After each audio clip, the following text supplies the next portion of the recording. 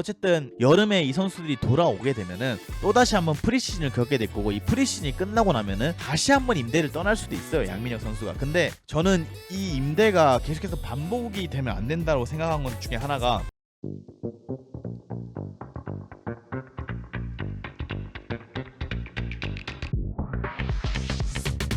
그리고 지금 현재 오늘 토트넘 구단 공식 홈페이지에 요한 랑게라고, 토트넘에 어떻게 보면 이 사람이 뭐 약간 테크니컬 디렉터라 해야 되나?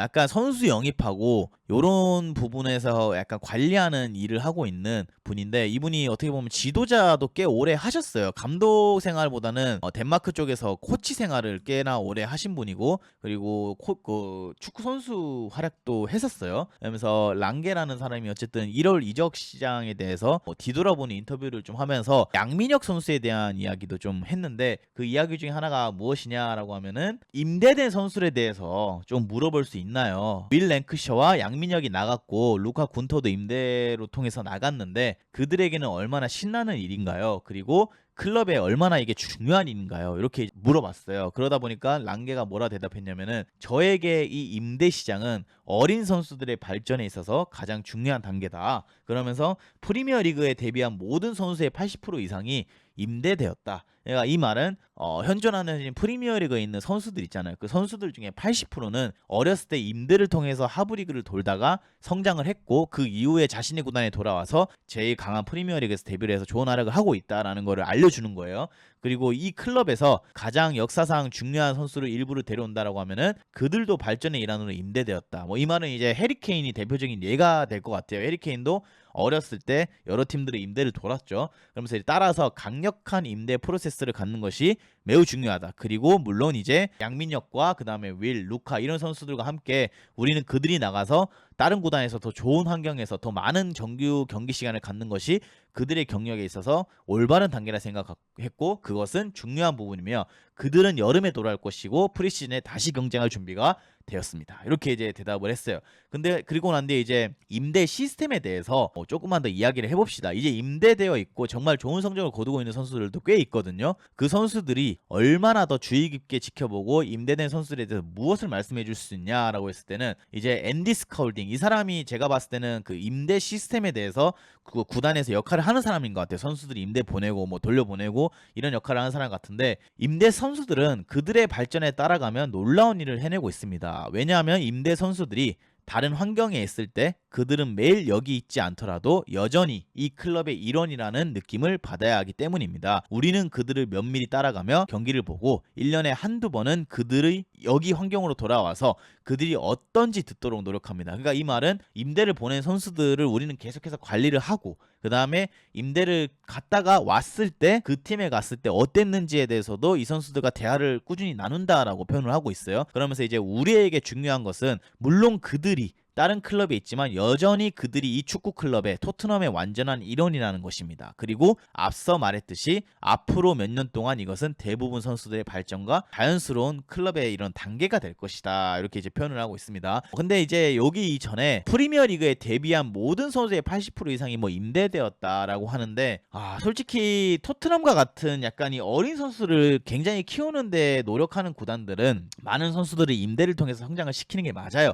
근데 어떻게 보면은 즉시 전력감을 영입하는 약간 빅식스 구단들은 물론 어린 선수도 키우지만 웬만해서는 영입된 선수들, 어리지만 뭐 그 나라 리그에서 어느 정도 잘했던 선수들을 영입하면은 즉시 전력감으로 쓰는 경우가 꽤나 많습니다. 그리고 우리나라에서 프리미어리그에 진출했던 선수들도 어린 선수들도 물론 있지만, 예전에 뭐 이청용 선수나 이런 선수들 보면은 굳이 임대를 크게 가진 않았거든요. 가자마자 바로 주전으로 발돋움했고, 하지만 이제 지금 양민혁 선수가 입단한 구단 같은 경우에는 그 당시에 뭐 볼튼보다 어떻게 보면 더 레벨이 높은 빅클럽이기 때문에 토트넘은 양민혁 선수가 아직까지는 좀 임대 이 프로세스를 거쳐서 성장을 좀 해야 되지 않을까라는 생각이 좀 들고, 여기 보시면은 이제 토트넘이 이번 시즌에 임대를 떠나보낸 선수들의 목록이 쭉 나와지는데 일단은 첫 번째로 우리가 볼 수 있는 선수가 누구냐 했을 때는 호이비에르 같은 경우에는 임대를 떠난 게 아니라 면밀히 말씀드리면은 이 선수는 이제 선 임대 후 이적 형태로 떠난 겁니다.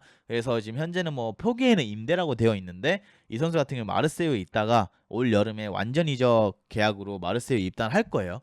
그리고 브라이언 힐 임대를 떠났지만 어떻게 보면 이 선수도 이렇게 임대 이후에 이 팀으로 풀어줄 확률이 매우 높다라고 저는 생각을 해요. 왜냐하면 토트넘에서 계속해서 이 선수를 주목해서 쓰려고 여러 팀들의 임대 보냈다가 다시 돌아왔을 때 기회도 주고 했었는데 콘테 감독도 힐을 그렇게까지 좋게 쓰진 않았고, 그리고 지금 포스테코글루 감독도 브라이언 힐에 대해서 그렇게 긍정적인 반응을 하고 있지는 않은 것 같아요. 그러다 보니까 이번 시즌도 또 임대를 보내는 걸 보면은 이 선수들이 나이가 들어가고 있고 어느덧 20대 중반에 좀 접어드는 선수입니다. 그러다 보니까 자신한테 맞는 팀에 가서 이제 활약을 하게 될 가능성이 매우 높지 않을까. 근데 이번 시즌 이 선수가 또 지로나를 가서 잘하고 있어요, 여러분. 못하고 있지 않고 또 자기한테 맞는 리그라 그런지 모르겠지만 지로나에서는 나름 준주전급의 활약을 또 보여주고 있고 좋은 모습을 보여주고 있더라고요. 그러다 보니까 저는 이 임대가 끝나고 났을 때 힐 개인적으로도 계속해서 토트넘에 남아서 싸우기보다는 저는 스페인 무대를 좀 선택할 가능성이 매우 높다. 근데 저는 그건 있습니다. 힐을 저는 보면서 뭐 힐이 못한다, 힐이 나쁘다 이렇게 생각은 하지 않아요. 힐이 그래도 가지고 있는 이 능력치 자체는 전 좋다라고 생각을 해요. 왜냐하면 이 선수가 왼발잡이이기도 하고 아직까지 그렇게 많은 나이도 아니고 스피드도 있고, 하지만 리그 스타일 적응에 좀 애를 먹는 것 같아요. 그러니까 어떻게 보면 프리미어 리그가 세계에서 가장 거친 리그 중 하나잖아요. 그 거친 리그에서 이 선수 같은 경우에는 좀 몸싸움이나 이런 부분에 살아남기가 힘들었고, 그리고 스페인 리그 같은 경우에는 자신이 어렸을 때부터 태어난 동네이고 자신의 뭐 언어나 이런 부분에서 어려움을 느끼지 않고 뭐 몸싸움이나 이런 것보다는 프리미어리그보다는 좀 더 기술적인 리그다 보니까 힐이 이 지로나라는 구단이랑 참 잘 맞는 게 아닐까라는 생각이 좀 들고, 아래쪽에 이제 솔로몬 이 선수는 뭐 여러분들이 많이 아실 수 있는데 좀 많이 잊혀진 선수입니다. 솔로몬도 현재 지금 토트넘에 왔다가 한 5경기 정도 출전을 하고 손흥민 선수 자리에서 가끔 나와서 뛰다가 십자인대 부상을 당한 이후로 이제 리즈 유나이티드로 다시 임대를 떠났어요. 그래서 솔로몬도 현재 지금 임대가 떠나는데, 솔로몬 같은 경우에는 아마 이 임대가 끝나고 나면은 다시 돌아와서 토트넘에서 충분히 주전 경쟁을 할 만한 선수라고 저는 생각을 합니다. 그리고 이제 알레오 벨리스라고, 이 선수는 뭐 토트넘 경기 또 보신 분들 많이 아시겠지만 가끔 교체로 들어와서 센터포드 위치에서 제공권 싸움을 좀 해줬던 선수인데, 이 선수 같은 경우에는 상당히 나이가 어려요. 아직까지 뭐 만 나이로 20살짜리 선수이고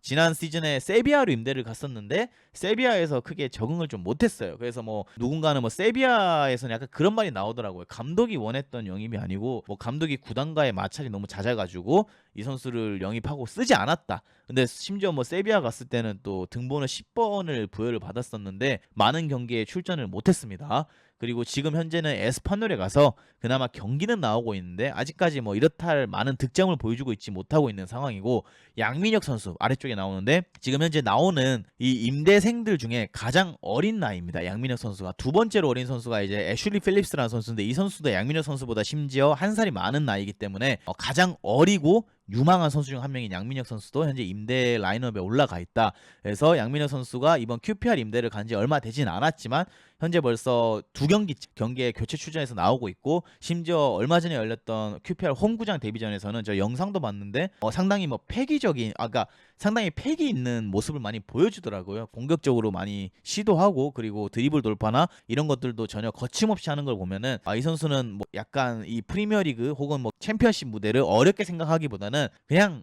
들이박는 스타일인 것 같아요. 그러다 보니까 저는 이번 이 임대 기간 동안 양민혁 선수가 이 잉글랜드 축구가 어떤 것인가에 대해서 좀 배우고, 그 다음에 뭐 득점이라든가 어시스트 이런 것들도 좀 기록을 하면서 큰 부상 없이 이번 임대 생활을 마치게 된다라고 하면은 이번 여름에 프리시즌에 돌아왔을 때 어떤 모습을 보여줄지 좀 기대가 되긴 합니다. 물론 뭐 영어도 늘어야 되고 아직까지 해야 될 숙제는 많아요. 이 나라 축구, 이 나라 날씨, 이 나라 문화에 또 적응을 해야 되고 음식에도 적응을 해야 되고요. 어쨌든 여름에 이 선수들이 돌아오게 되면은 또다시 한번 프리시즌을 겪게 될 거고, 이 프리시즌이 끝나고 나면은 다시 한번 임대를 떠날 수도 있어요, 양민혁 선수가. 근데 저는 이 임대가 계속해서 반복이 되면 안 된다고 생각한 것 중에 하나가, 어쨌든 이 어린 선수들이 최대한 빠른 시간 내에 여러분 1군 무대에 데뷔를 해서 적응을 해나가야 됩니다. 그리고 적응을 해서 경기에 뛰다가 예를 들어서 감독이 바뀌고 이 선수를 기용 안 하게 되는 순간이 오면은 이 선수는 그래도 그 이후에 적어도 다른 나라 혹은 뭐 이 나라 영국에서